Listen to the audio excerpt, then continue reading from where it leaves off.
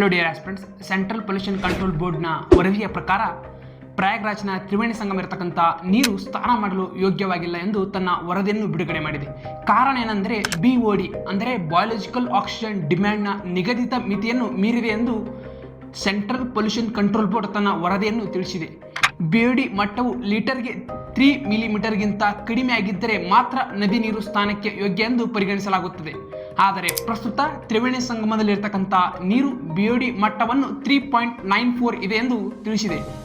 Central pollution control ಬೋರ್ಡ್ನ ಬಗ್ಗೆ ಒಂದಿಷ್ಟು ಮಾಹಿತಿ ಏನೆಂದರೆ, ಇದು ಸ್ಥಾಪನೆಯಾಗಿದೆ 1974ರಂದು. ಇದರ ಕೇಂದ್ರ ಕಚೇರಿ ನವದೆಹಲಿಯಲ್ಲಿದೆ. ಪ್ರಸ್ತುತ ಅಧ್ಯಕ್ಷರು ಅಮನ್ದೀಪ್ ಗರ್ಗ್ ಮತ್ತು ಭಾರತದಾದ್ಯಂತ ಗಾಳಿ ಮತ್ತು ನೀರಿನಲ್ಲಿರತಕ್ಕಂಥ ಮಾಲಿನ್ಯದ ಮಟ್ಟವನ್ನು ನಿಯಂತ್ರಿಸುವ ಜವಾಬ್ದಾರಿಯನ್ನು ಈ ಸಂಸ್ಥೆ ಹೊಂದಿದೆ. ಇದೇ ಥರದ ಮಾಹಿತಿಗೆ ನಮ್ಮ ಫೇಸನ್ನು ಫಾಲೋ ಮಾಡ್ಕೊಳ್ಳಿ. Thank you.